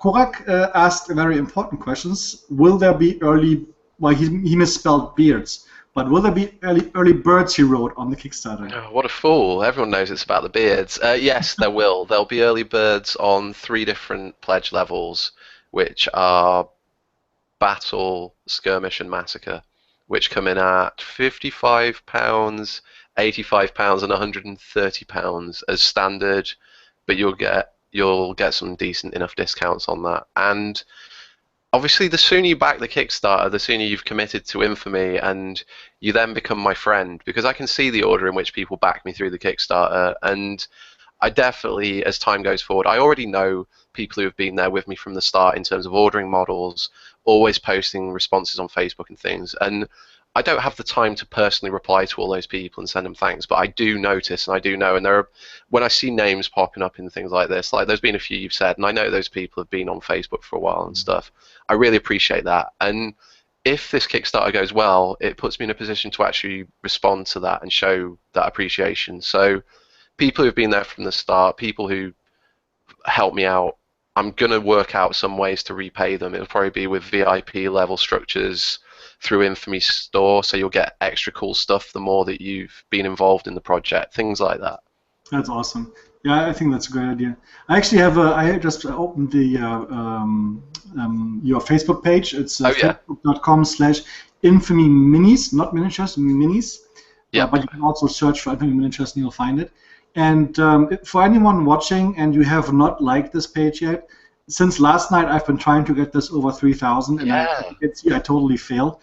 And I contribute the 7-1 victory over Brazil to that, because like nobody was reading my post about Infamy, but I had like 50 replies to my Brazil picture that I put up. I probably would have been a bit more reactive to all that happening, except I was stuck in Manchester train station with a phone that was on 2% battery, waiting for a freight train to be shunted out of the way so I could get home. So I think we got 40 or so likes. Let's have a look. We're still 4 short, so let me just refresh. Let's keep the stream is lagging a little bit, so people are like half a minute behind. Right. So a little intermission music and a little beard dancing. Yeah, well, it's 70 page likes this week I've had, so that's pretty good. You know, I'm not upset about that, but 3,000. Don't say. 3,000 before the campaign. I guess no one's listening who doesn't already care, you No, know. no, no, that's wrong. Everybody likes your page. Nobody So, likes me, that's the thing. They might be listening, but they don't like me. is there anything? Or actually, I want to say one thing which is really important because Facebook has changed so much over the last couple of months. If you really like something and you want to be informed about it, it's not enough to press the like button. No. You want to do the get notifications as well. So like this, and this makes sure that you actually get all of the updates on your. Oh, here we go, Lucas. So yeah, that's something that I should really be pushing a little bit more. Look. We're almost there. A little more beer dancing. Oh wow, good work, nice. I think by the end of the show we got this. So people invite everyone. Maybe we get to 4,000. Who knows? Maybe, yeah. Invite your friends, invite your family, invite your pets, invite anyone really. Colleagues will like it. They can get to see a window into your weird world that you live in outside of work time. Yeah. Maybe even your superiors. They would really appreciate that. Well, either they do or they don't, so it's kind of like a 0-1 kind of thing. Yeah, but it's an unfortunate thing that I have to get a little bit shameless in my promotion at times just to try and push it, but I don't spam too much, and if I am spamming in any way, there's always something kind of cool that you can get through suffering my spam. So I apologize to anyone who sees too many posts saying, please let people like me. I really need friends. Look at this cold, soulless room that I spend my hours in, you know. Now, you play no League of Legends, is that correct? I don't play League of Legends, okay. No, I'm afraid not. Yeah, it's minus 1 point for you. You're never without friends if you're playing League of Legends, I'm sure. Oh, I mean, our buddy Kyle Cruikshank from Kyle's Painting Emporium, he actually got me in contact with the Guild Ball guys, with Matt and Rick. I was chatting to them yesterday. That was some of the people I met up with in Manchester. I only met Rick. Playing with Matt like 1 round. Actually, no, we played 2 rounds 2 days ago. So, yeah, it's kind of funny how things grow together. Yeah, I really like MOBAs. I don't play them, but I find them fascinating, and there are a lot of elements of MOBAs that I have considered in the development of Infamy's rules. And you know what? That's I mean, unfortunately, Fallen Frontiers has fallen with the Kickstarter for different reasons. But the gaming system was based on computer games a lot, like early, mid, late game, skill progression, item progression, and so on. And I think there's people haven't even touched this yet. Really, there's so to do still. So, well, let's talk about the game because you have something that you call the living rulebook. Yes, I do. It's basically there will not be a print rulebook until the rules for Infamy are at a point that I am happy with. Mm-hmm. Now, I'm happy with the ideas behind the rules right now, but there isn't balance because you only get balance through lots of people playing your game over a period of time. It seems foolish to me to include a printed rulebook as something you can get through the Infamy campaign because Infamy Welcome to the Big Smoke is not going to be ready for a printed rulebook for a year or so. Mm-hmm. I want to focus the Kickstarter on getting the models done, and everyone who backs the campaign will have access to that living rulebook, early access before those normal plebs who decide foolishly to ignore the Kickstarter. And that will mean that you can download the rules. You will constantly be able to download updated versions of the rules. As soon as things change, I'll put like a new story up. It'll just be like patching a PC game. You just click a button to download the fresh one. So can people give you feedback on the game and on the rules? Yes, that's the reason that I'm doing a living rulebook in this way. Every single bit of the rules, every backer of the Kickstarter will have a login for that, individual. So it will track every bit of feedback that you've given. If you give me a really useful bit of feedback, suggest something cool, you'll get a little tick put next to your name for that, and those will accumulate. So if you want to, if you're really into that sort of thing, and you love rules and you feel this is something you can help me out with, the more you do that, I will know about it. And the more that you do that, the more I will reward you later on in the process. You know, like I can't say exactly what that will be because I genuinely don't know the scope and scale that this Kickstarter is going to hit. It's difficult for me to predict. I'm hoping it will do well. I'm hoping I can release cool stuff. But whatever situation I'm in, I will make sure that, you know, it would be nice if all the people who've given me really great feedback, once the rules do come out, they can get a free rule book. Things like that. Just So reward the if I come up community. with a really cool rule for tea, T, yep. then I could have like a tea named after me in the game. Yeah, I could probably swing that, but now you've got to come up with a really cool rule for tea. Oh man, I got so many rules for tea. It's unbelievable. Yeah, but you didn't even know it was tea earlier on. You thought it was coffee, and much as I See, love a good cup of that is one coffee. of the tea's disguises. Ah, okay. Mysterious tea. On a roll of a 6+, it turns into coffee. Ah, well, if you roll a 6/6, you've got a crit there, so you can do some serious damage. Critical tea. You don't need no coffee. Yeah, critical tea. He's already developing, you know. So I'm kind of spinning it We around. should do this more often. All right. So actually, I like this.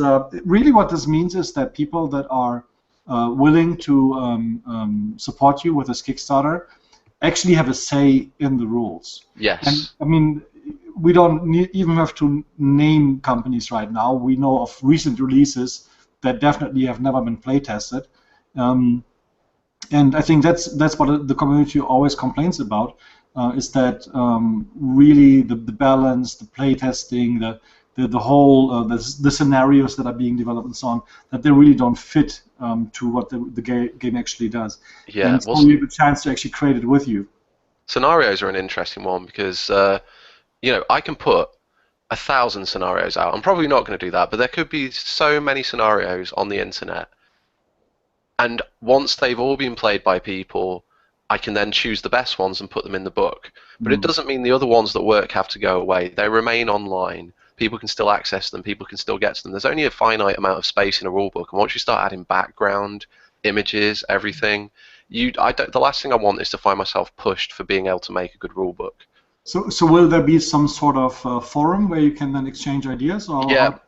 Yeah, all that's basically once the campaign finishes, the first step is getting my production happening, which will happen as soon as the goal target is passed. I won't know how many people want each model, but I will know that there will be a demand for each of the models, so I can get silicon molds made.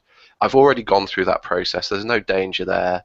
The casters that I'm using are ready for a good volume on that, so that'll happen. But then as soon as that's dealt with, it's on to making sure there's a place where people can get online, log in, check out the rules, communicate with other backers without having to just do it in the Kickstarter comments thread, because that's far from ideal. And just being responsive to what people want to know about, being responsive to what people need. Once worrying about balancing my piggy bank savings every month is out of my hair, and knowing that everything that I want to do is paid for in terms of model production, I can actually focus my energies on doing rule refinement and cool stuff. I actually found a different solution for that, getting this piggy bank balancing out of your hair. Well, you're going to tell me you want to be my accountant, right? No, just no more problems. I've had that one. I mean, I'm thinning on top. You know, the stress of running a miniature company. It's starting to go.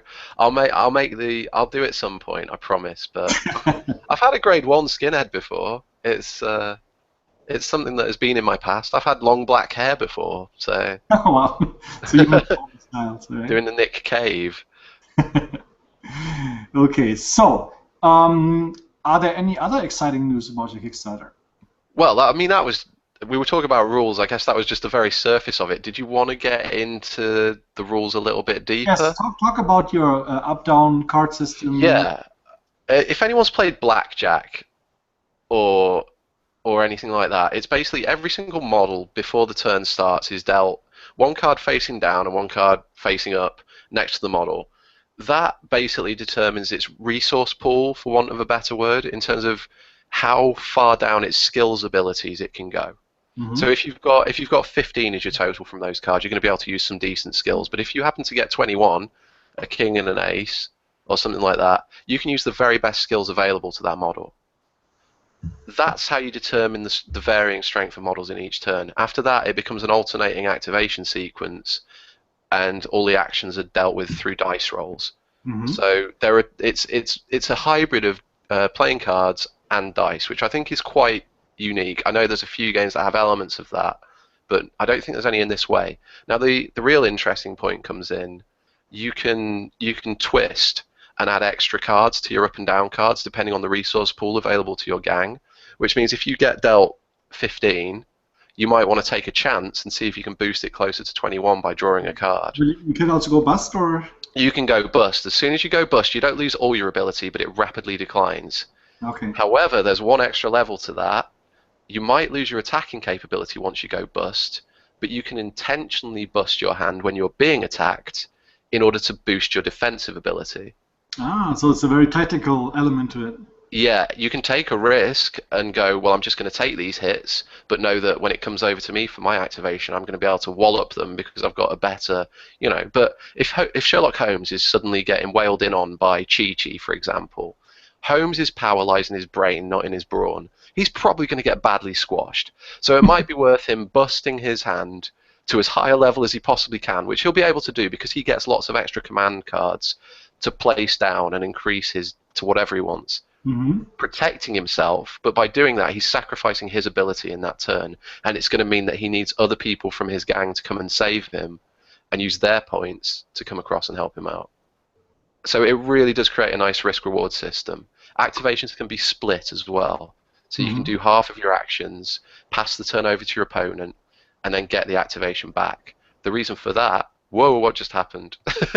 Something with your camera, or Maybe. I've just gone very big. Oh, I think it's done a zoom. Can you turn the camera off and turn it back on? I can do that. Did There you we go. on fire? For some reason, it decided it wanted an extreme close-up to really make the rules more dynamic. How's that? That's back to normal. Excellent. Where was I? Creepy. That was the second creepy moment here, man. Huh? You're doing all these creepy things like slow motion, robotic voices, and then you're going like all close up on us. You just want people to call me Creepy James when this is over, don't you? It'll be just like my childhood.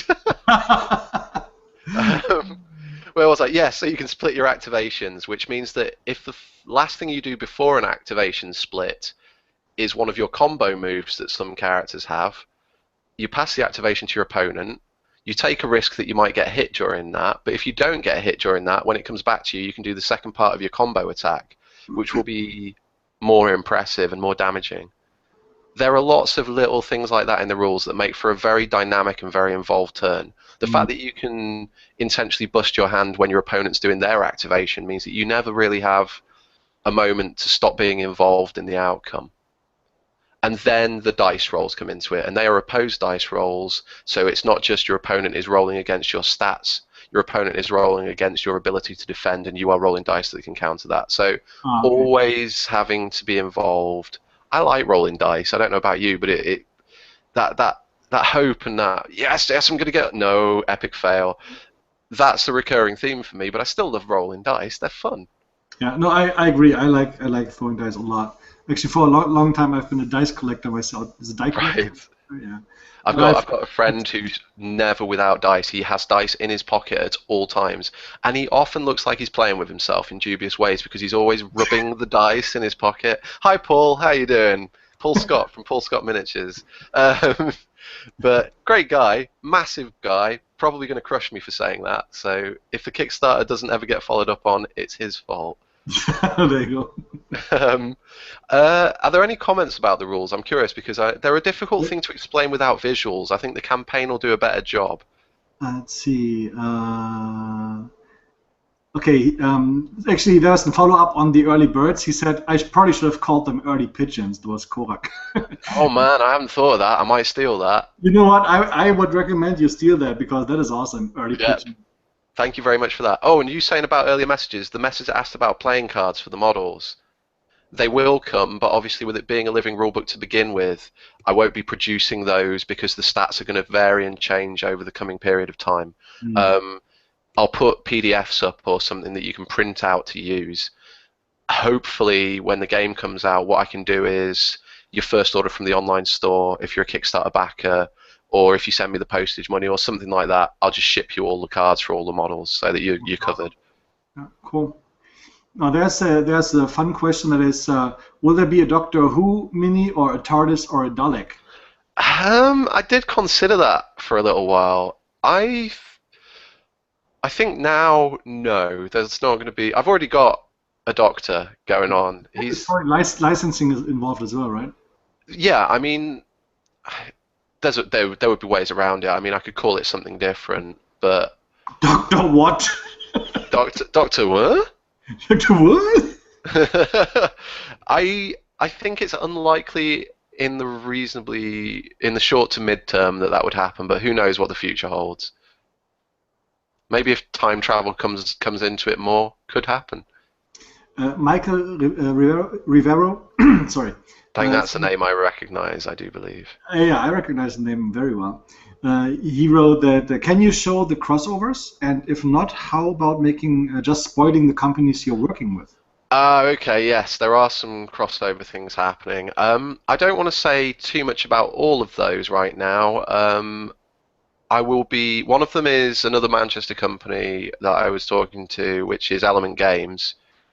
They're going to be handling all the packaging and all the shipping of the Kickstarter. That takes the weight off me. I mean, if you check out Element Games on the internet, they have about as good feedback as you can get. Yeah. If you check out their Twitter, I've ordered from them many times. They get things out the next day when I've ordered things at 4 in the afternoon and stuff. They're incredible, and the quality's there for them. So that's one thing that I'm very happy about. Also, there will be some painted perks, which will be coming from Golden Painting Studio. That's them, right? That's them, yeah. Great guys. That's what they've got going on in Manchester. They've got like a warehouse kind of store thing going on. It's tied to a gaming centre as well. So they're very, very deep in the hobby. Mm-hmm. Really passionate guys, really good guys. Yeah, so I've got that. I've got Golden Painting Studio going to be doing some painted perks. If you want like the pledges with multiple models in them, then if you were happy to pay for a little bit extra, you'll be able to get them painted. That's Golden. Also, really good guys. Tommy, who heads up that studio, is passionate about miniatures. He's passionate about like furthering the hobby and bringing really good end result products to people. So that's a great thing. There are some other ones that I'm not really comfortable in talking about, just for the simple fact that they're things I want to release later in the campaign. Mm-hmm. And then there's one more that I don't know. Are you comfortable talking about the other one, or are we? I'm very comfortable to talk about him. Don't know much. Some dubious man with hair on the wrong part of his face is. Are you talking about painting Buddha? Could be. Yeah, as luck would have it. He's quite close by, so yeah, we've worked out something as well, haven't we? Yes, we have. I feel like. Are we willing to show any of that, or we're just going to talk about it first a little bit to kind of build up the tension? I think we should go back to the user comments first. How about that? Let's do that. We can get back to that. All right. So where was I? Here we go. The big boss. Hope I can have this twice. Yes. Yes. Yeah, you'll be able to add on miniatures to every pledge level. So if you want 2 of a model, that's no problem. Okay, now I will definitely butcher this name. Shieri Levas, maybe. Okay. He bought your Uncle Bust at Uncle John. Uncle Bust John. Okay, he bought your Uncle John bust at Salute, and he was amazed with the quality. Can't wait to see everything else you've got planned in the Kickstarter. And I think it's something I have to second, because the quality of your resin cast is just awesome. Yeah, there was one tiny period in time where a few people got models that weren't quite up to the standard that I want. And to be honest, they were probably good in most other companies. That sounds really, really big-headed of me, but I don't mean it in a disparaging way. It's just when you compare it to Finecast, it was great. Oh, I said it. I'm sorry. But doing that made me realize just how important quality is. And I don't want anyone who gets an Infamy model to... I hate cleaning up miniatures. It's my least favorite thing. It delays the painting process. I want people who get Infamy miniatures to basically have a little bit of scrubbing to do to remove just the excess that is inevitable when you're resin casting. But my miniatures, they're drop cast, they're not spun cast in resin. They're vacuumed twice. They're vacuumed when the resin's mixed, and they're vacuumed once they're in the silicone molds. It's really great process. It means there's very few air bubbles. The detail that's passed from the master to the final cast is bang on. And as someone who loves painting, that's really important to me. And hopefully it will keep everyone else happy as well. Yeah. No, I mean, I can only vouch for that. I think everything I've seen so far was just top quality. So. Yeah, and resin casting in itself. I mean, if you're starting at anything less, that's always problematic. But no, there's just really nothing to say. Yeah, I mean, people have asked about am I doing restic and things like that. The The only thing that I would really consider is an alternative high-quality production method. And to be honest, if you're looking at injected plastic of a high quality, I don't think my range is quite there in terms of demand yet. I'd love to get to that point, and that would be wonderful, but you don't need many models for a game. You only use 3, 4, 5, or 6 models in a game of Infamy, so why would I want to throw hundreds of lower quality casts out when I could throw a few really nice quality casts out? Yeah. Then we have Malte. Actually, I have decided to butcher Malte's name again now. I know it's Graffelman. I'm gonna say Malty Graffelman. He really likes the idea of the living rulebook. He thinks it's awesome. A company called GW should do it too for the 9th edition of Warhammer Fantasy. That's gonna happen. Jason Piccini asked, how many starter sets do we have planned on the Kickstarter? Are they going to be like fractions or sorry, factions, not fractions. Fraction would be if you drop the faction. Yeah. They're not exactly starter sets as such. The miniatures are split into regular, large, and extra large, and you kind of get to pick and mix depending on which pledge level you go at. Okay. If you go for a higher pledge level, you'll get to pick and mix more miniatures and more from the larger sizes. And I think the campaign was really clean. I mean, from what I've seen so far, there's not like a gazillion pledge levels. It's very easy to understand, and then obviously you still have the option later on with the pledge manager to do the add-ons and these kind of things. Yes, yeah, I'll probably be using backer kit or something similar to that to make sure it's as easy as can be for people to manipulate their pledges, add-on models. I know because I'm obviously very exposed to Kickstarter, you're very exposed to Kickstarter, but some people might be their first Kickstarter. If they have questions, I'm going to be putting up videos as often as possible, question and answer sessions, so I'm going to try and make the process as easy as possible for anyone who backs. I have had some very interesting experiences with pledge managers, especially like a year ago. I mean, now we got all the backer kits and these different tools. Yeah.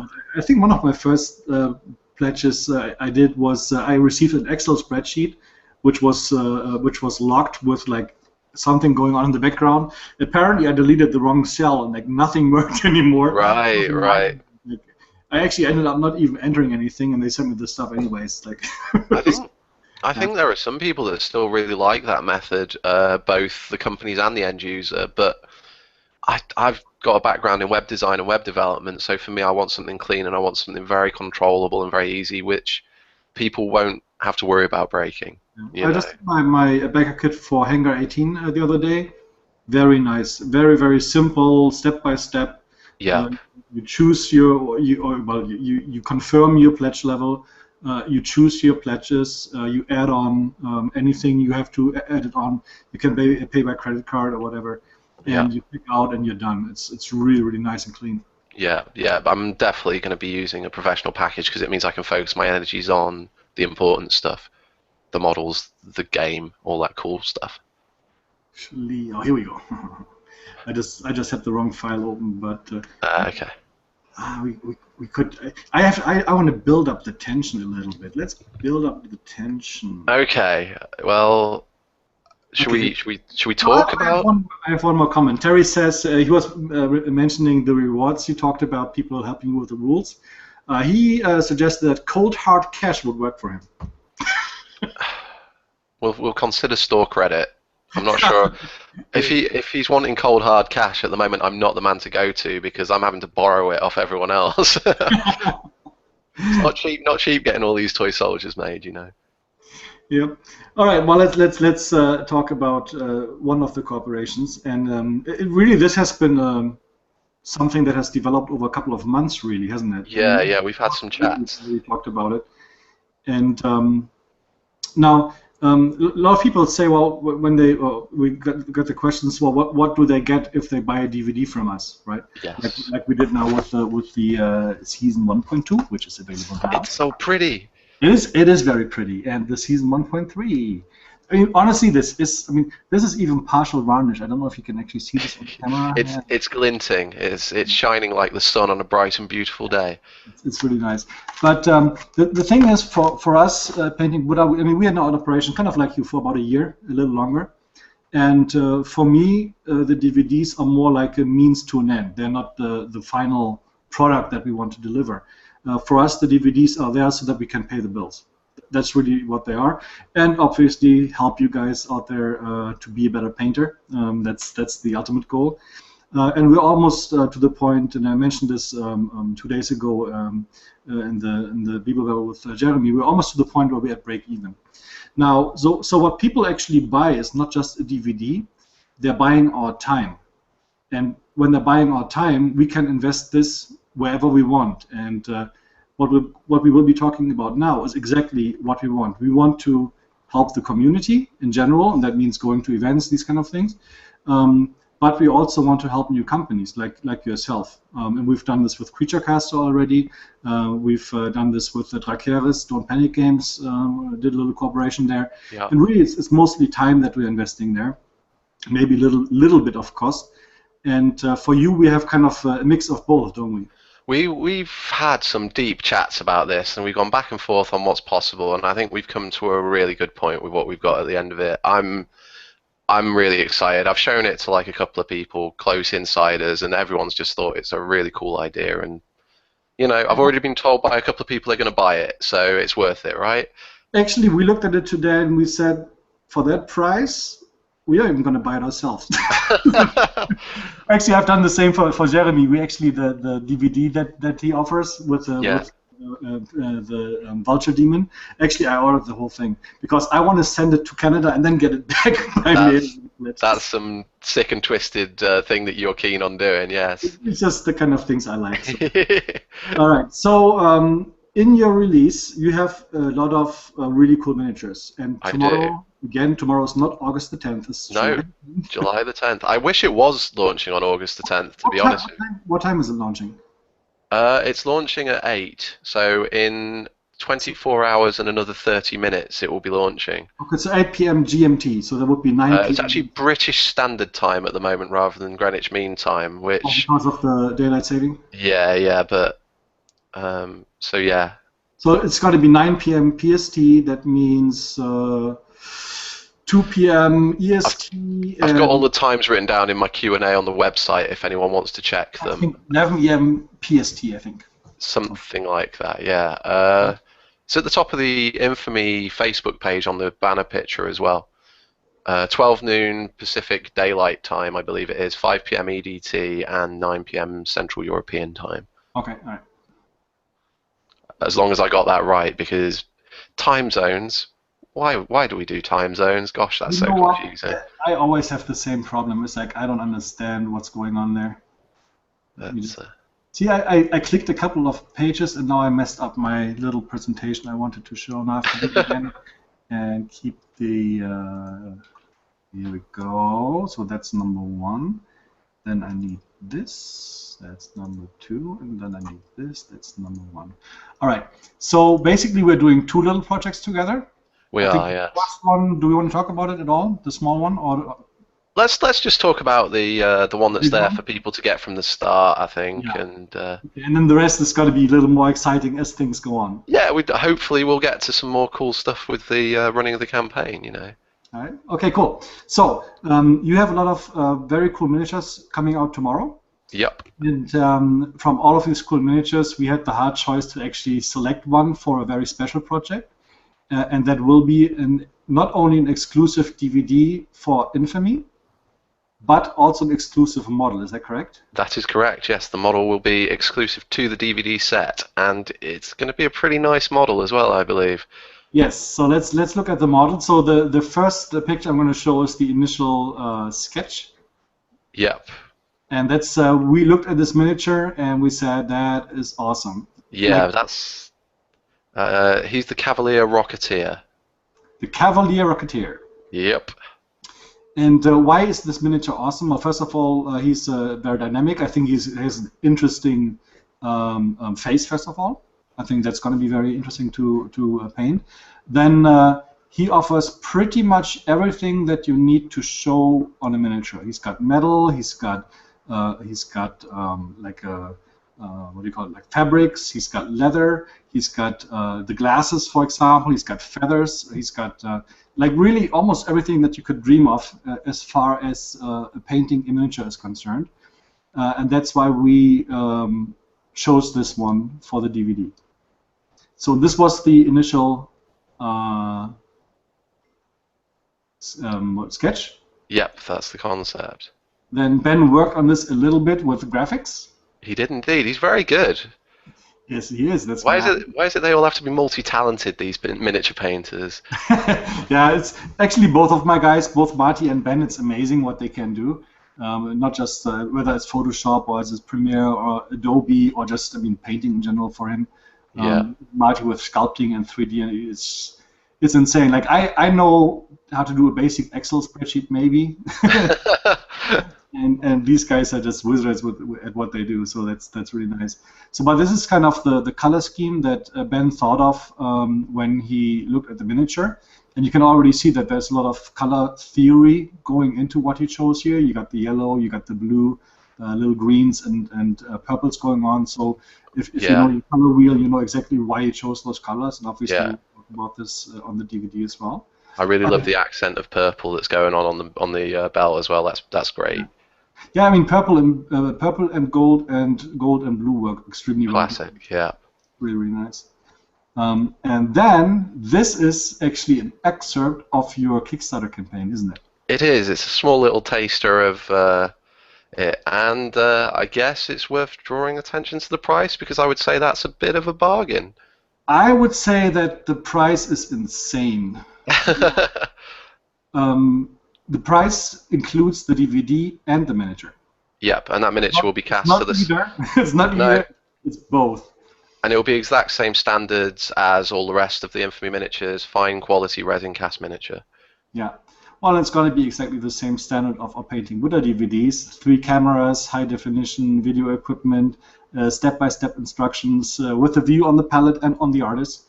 Yep. So, I'm really looking forward to this. Obviously, Ben is going to base it. Ben will actually paint this as a showcase miniature. Now, that means that we will show all of the important areas in very much detail. Definitely the face, how to do the metals, how to create the lights, for example, on the code and so on. So really, all the things that you need to know for like a real showcase painting level. And if this is just a mock-up of a box, not final. I like it a lot already. I think the painting Buddha logo needs to be much smaller, but I like big logos. What can I say? If you know the quality that we put in our own product so far, I can tell you that this box will be spectacular. Yes. And if this gets really successful, I will actually convince James to put 24K gold on this cross there because I really wanted it. I had it when I saw what Ben had done and he had put that cross in there. I had a suspicion that was what you were trying to do because you keep mentioning this gold to me. See, the thing is, there's a couple of options. You can do partial varnishing, you can do embossing, which could be done on this one as well, and you can do 24K gold plating. And I want to make a DVD with 24K. The problem is I really like shiny things, and I get easily swayed when it comes to the shinies. So who knows? If we hit a good amount with the Kickstarter, I mean the goal target's £10,000. So if we go soaring above and beyond that, we can maybe look at putting some shiny gold on the boxes. It's not as expensive as one might think, but it's really cool. So, yeah. If we end up with gold on the boxes, but no one gets their pledges because it's all been spent on that. This might be the first. If we do this, this might actually be the first DVD set with 24K gold plating. Wouldn't that be awesome? You're really doing a hard sell. Are you sure you don't work for the DVD production company? And No, not for at least not for hours right now. After that, so badly. But no, this But I think really, this takes a little explaining. I mean, £21 for a miniature and a DVD is totally insane. I have to say. I mean, the recommended retail price for a miniature like that from me would be £14. So and the recommended price for a DVD like this for us would be about 25. So that's pretty good. Well, euros, so about maybe £20. Yeah. So you're getting a bit of a bargain in there. You're almost getting the Infamy model for free on top of the DVD. A very slightly more expensive Infamy model for a free DVD. Oh, you're such a silly man. It's true. What can I say? I know. I knew you wouldn't argue with me. No, I don't. But yeah, I'm really, really excited about that. I mean, the stuff that you guys do, the quality in there, I'm looking forward to having a nice, cool Infamy interface. Maybe getting. Do you think Ben would wear a monocle and a top hat for the filming? You know what? We've actually talked about this already, and I would say yes. Do you think the monocle would compromise his painting ability at all? I don't know. I've got a lot of contraption on his head on my mind, so I don't think the monocle should be his prime concern. Maybe it could be like special features. You can see the extras. I don't know if there's a UK show called Games Master a good few years back, which is a video games program. But Okay. the Games Master himself was like this, basically like Ben is, just a circle in the corner, and he used to pop in, and he'd have all these lenses that would flip over his eyes. I think that would be pretty good. We could go with that. Yeah, and if you see, I mean, we actually started shipping. We have had exactly, and I'm so proud of this. We have had exactly 420 pre-orders of the DVD Nice. sets, and if you actually see the Freehands and Banners DVD, there's two designs. We got the dragon banner, and we have like kind of like the end time apocalyptic banner, and both DVDs have a very different design, and one also goes into kind of like a chemistry steampunky direction. I'm pretty sure that you will like it a lot. So I'm pretty sure we can come up with something really nice for the Infamy one as well. Sounds good to me. I think it's going to be a brilliant product, and I think it's going to be a really cool thing to be involved in. It's going to add a lot of value to the range. It's going to be an awesome model. We've got a few sculptors that we've talked about already, haven't we? It's not quite decided, but And again, I think the reason why we can do it at this price is we basically work for free. All we do is have cost of material.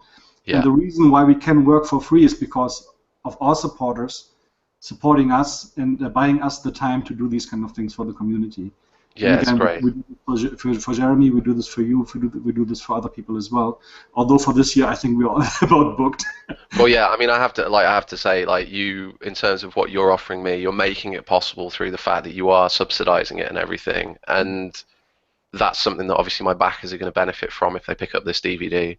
But it's also something that we've already talked about after the Kickstarter, ways that we can both feed back to the community through extra ventures coming up and stuff, because we're both quite keen on giving back to the hobby, really, aren't we? And that's why we're working with you, because I mean, there's other companies that probably could offer a lot of money for these kind of things, but that's not what we need, and that's not what the Yeah, community needs. So no, it's as I said with other guys as well. I said this for the Fallen Frontiers, and I still stand by it. I said this for Jeremy. I said this for Hangar 18, and I'm going to say this for you.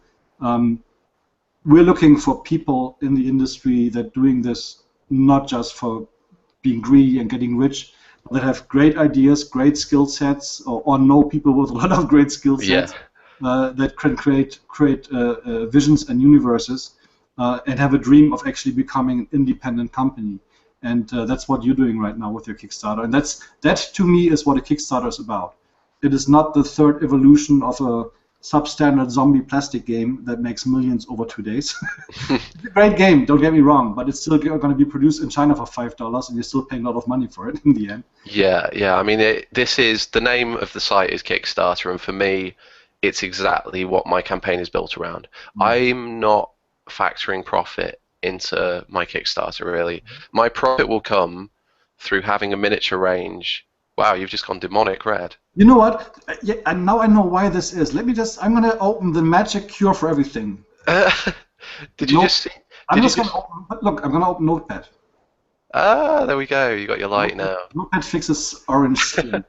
I've totally forgotten what I was saying. Oh yeah, I'm not going to make any profit really from this. Everything that I get through the Kickstarter is going back into the range. Now that might sound crazy because I need to live. Well, this Kickstarter is going to give me a wide range of miniatures. It's going to give me the opportunity to get the rulebook out there, and it's going to get the game in the hands of people who hopefully are going to care about it. I've got belief in the products that I'm making. I've got belief in the game and the world. That will hopefully mean that further down the line, I get extra sales without Kickstarter taking their percentage and things like that. Well, I can especially sell. if you're going into retailing, if the stores Yeah, pick it up, absolutely, yes. yeah, and I can focus on tying with retail stores, gaming clubs, building up networks there, moving it into tournament zones if I can, and all that kind of good Mm. stuff. Yeah, It, yeah. it's about empowering yourself, I think, Kickstarter, rather than just trying to make a load of money off a product. Yeah. From everything I've heard so far, and well, personally, I really love the backstory of it, and the depth and the pigeons. That's very good. I'm very happy that you're enjoying that because it's been a lot It's of fun crazy. developing You it. got like totally insane characters in there, which I love. It's like that's exactly down my alley. But you have awesome miniatures, which are both great for painters, showcase painters, and gamers. And there's not a lot of companies that do that. And you can actually see by how many painters actually picked up your initial miniatures already and Yeah. had very much success with that is actually the case. And it's still miniatures that everyone can paint, even if you're not like the best painter in the world. You're gonna get a great looking model out of it with very little effort. Yeah, I mean, I think good sculpts help that. If the fabric of a cloak is sculpted really well, it's going to help you paint it to look good. Whereas if it's not such a strong, defined sculpt, you're going to have to work it more. You're going to have to put more of your own brush strokes into it. So, yeah, a great painter is going to do a good job with an Infamy model, but someone who's not been painting as long, someone who's not as experienced, hopefully will still find it quite comfortable to paint one. So, we'll Actually, see. I just got a comment that just made me laugh so hard. Oh yeah. But I had to control myself, so my cheeks are kind of bursting. Wait a second. Okay. Much better. So, but I'm going to get to this moment in a second, to this comment. So Rick Denny, also a name I remember very, very well, Rick. He said that I should get the Creature Caster DVD, send it to someone else somewhere else in the world, and that person should do the same, and so on. And you could run a giveaway for the person who gets closest to how it fast traveled around the world. I am so going to steal that. That is, and I think you might be just the first person to get it. How many stations should we do? Like 42? That's a good number. I love that. I love that. And then Michael Rivera wrote, haha, Tank Brown and Dark Sea Blue, of course. So he knows Ben very, very well.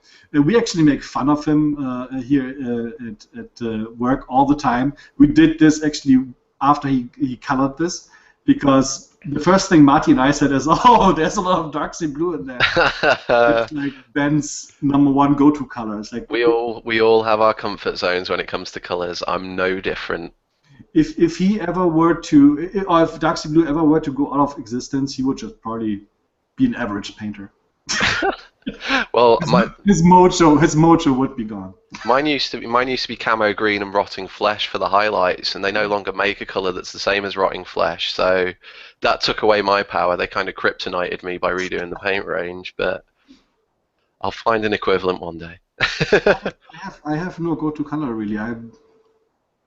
Except for foundation spray. That's usually as far as I get on my projects. Now that I think about it, but oh well. It's better than bare material. I can base coat pretty well, actually. I Yeah.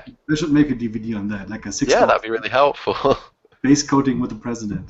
Get Ben on that one, I think. You can get some nice color tones going on. Oh man. All right, so yeah, I think there's a lot of interesting stuff coming up, definitely. And so again, tomorrow at 8 p.m. British Standard Time. That's correct, yes. So 9 p.m. Central European Time, and everyone else go figure. If you look on my website or my Facebook page, they're listed in the question and answers section of the website, and it's at the very top of my Facebook page, all the different times. So one of the problems is if you have so many screens, finding that with the one that you need, yeah. Finding what is going on here. That's not the one I wanted. This is not a screen.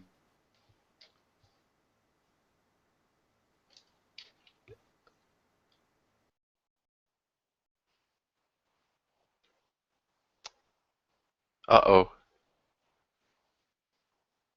What have you done, Michael? I think I'm back. I think you might have... Was that me or you? No, it was me. I actually tried to open my tab, and then my Google Plus Hangout crashed. Oh no, Okay. Jim, it's dead. Maybe we should just leave the tabs alone for now, and Yeah, so no more tabs. So you have to go to his Facebook page, facebook.com/infamyminis, that's correct. and there's a link to all of the times when it's live. And there's Yeah. going to be early pigeons. There are going to be some early pigeon ones, yeah. Yep. I love it. All right. So the game Argentina-Holland is going to kick off in about an hour. Do you have content for another hour, or is there anything that you want to say to close the show? Um, I don't think I could probably fill another 4 hours, but I'm not sure that would be a wise idea.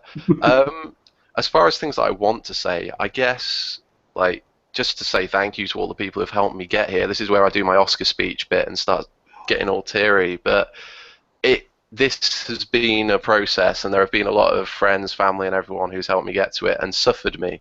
When you're getting ready for a Kickstarter, all you really end up talking about is Kickstarter. And my parents, my dad's one of my biggest fans. My girlfriend, she's put up with me going through this a lot. And then my mates, my British indie mates who run different companies, Warplock, Joke Minis, and White Dragon, Black Dragon Minis, and all the artists, sculptors, and all the other awesome people who have collaborated with me and helped me get here. Once this Kickstarter goes up, yeah, I've done that bit, but they've all done things that have meant it's come to fruition. So yeah, that was probably really cheesy, but it's honestly true. Like, I couldn't have got here without them. So, and if you take a look, people watching, if they take a look at the Kickstarter and like it, thanks to you too, because that'll really help out. It's my pleasure, man. It really is. It is my pleasure. I mean, even doing this now in between packing, still 200 boxes until probably 5 o'clock tomorrow.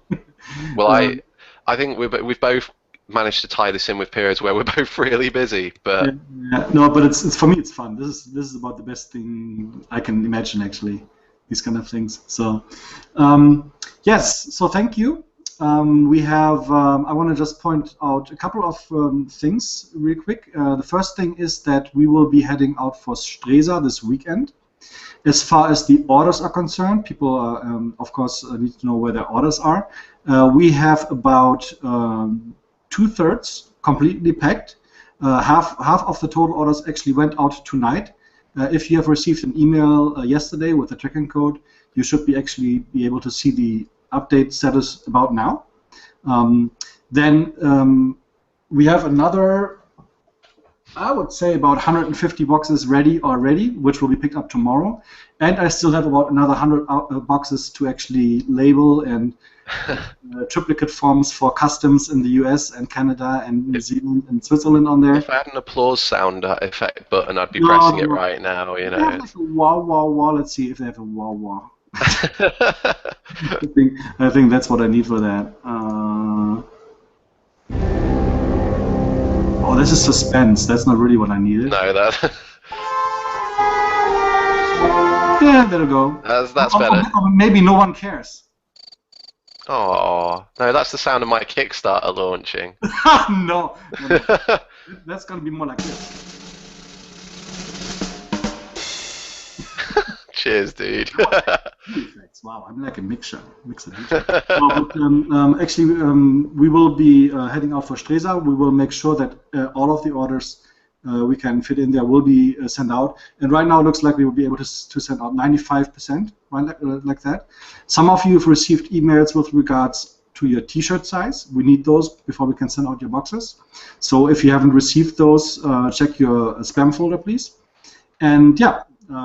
We'll work up to the last minute. The DHL truck arrives and picks up your stuff, and then by tomorrow evening, you should all have updates on your shipping and your tracking. All right. Good. And then, as far as Stresa is concerned, couple of tips there. Anyone who owns a Painting Buddha shirt, a shirt that is full of wind, should wear it. And if you wear it, you should come and talk to us. You know how I look, hobo with the beard, wearing Painting Buddha shirt. And then most people also know how Ben looks. He's the other guy with the Painting Buddha shirt. Talk to us. We have goodies for you. We actually will distribute these. This is actually the pre-order kit from our pre-order package. 8 stickers in there, a free miniature of Randolph Streisand, or Goblin of Choice. And then we have a free sample of Beast Putty in there, Beast Putty plastic.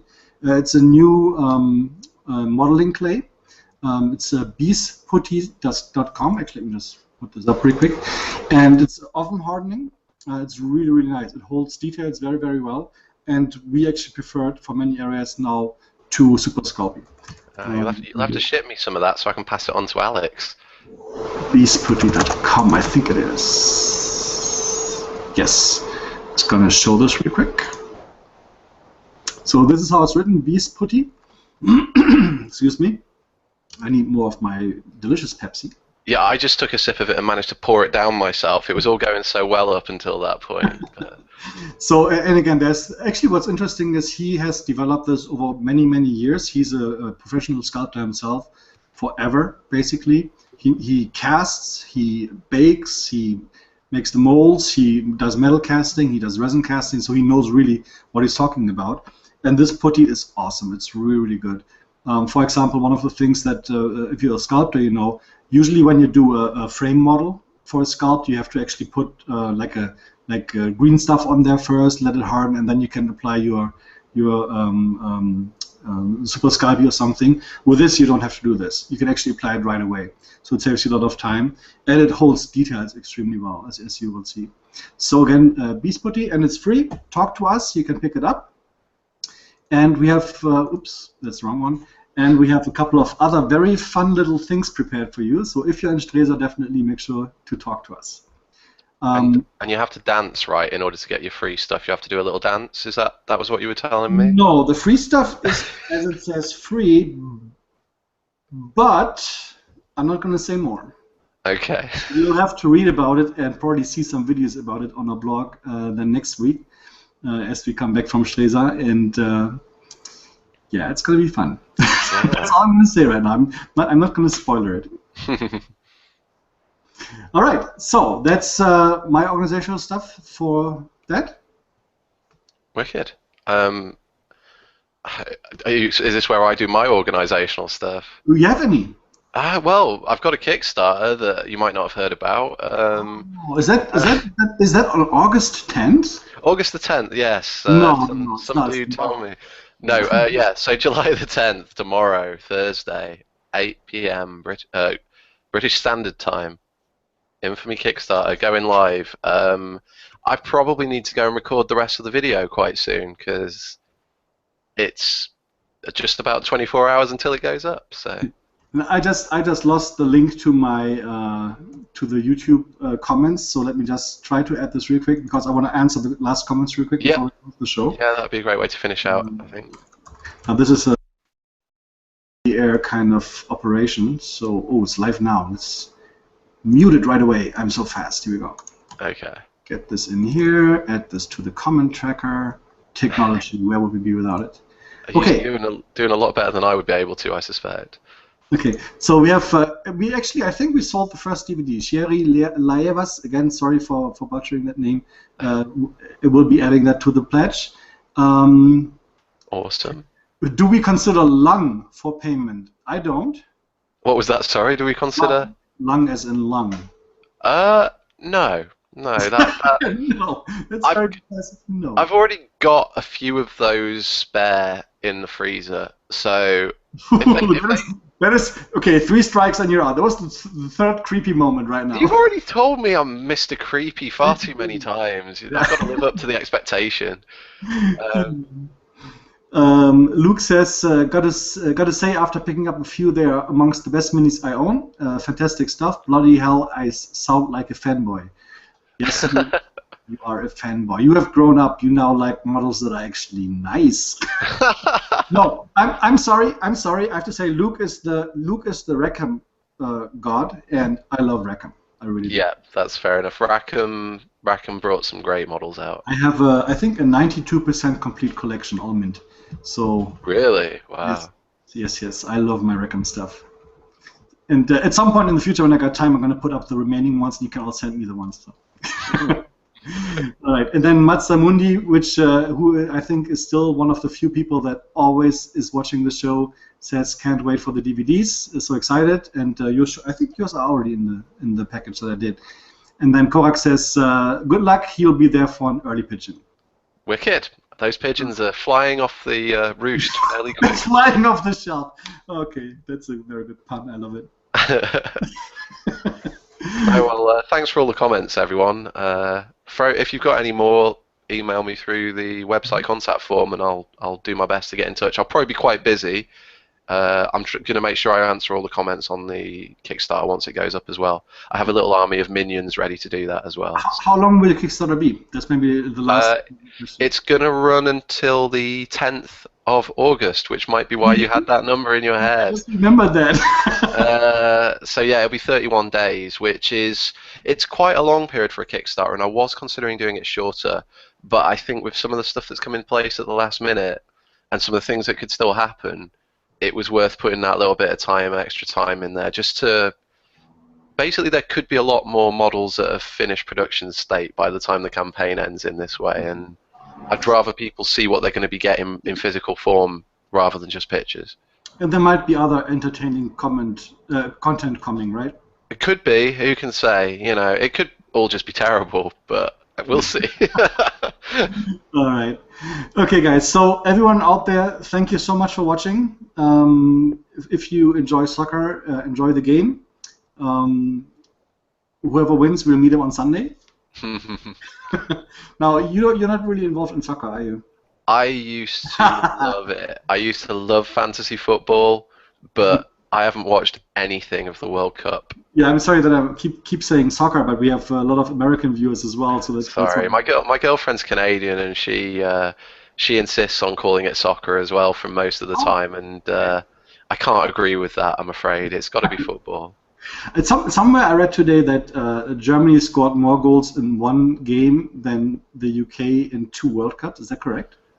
I would imagine that's probably the case, and to be honest with you, this is going to sound terrible, but based on where I'm at with football at the moment, I probably shouldn't even be commenting, but considering how tedious it is watching England play when I have done so, I think we needed to get brutally panned in a tournament to hopefully shake things up and make some slightly greater changes to the organisation. Yeah, a little reality check always helps. There's always high expectation, and it never makes sense because there's never any actual statistical chance that we're going to do any damage in a world tournament of football. So blind faith is a terrible thing. Okay, well, we'll leave it at that. Again, everyone watching, thanks a lot for being there. Thanks for the many comments. I really enjoyed that. Thanks, guys. Special thanks to you. I will be there tomorrow evening from Italy, maybe. See if I got a connection. Yeah, you'll have to see if you can pimp it out to all the people that you're meeting over at the show and stuff. Yeah, well, we could do that. Yeah. And we will be back on. Well, actually, we'll be back on Monday already. So there will be tons of pictures, some videos, and a lot of interviews and things coming up in the next days to come.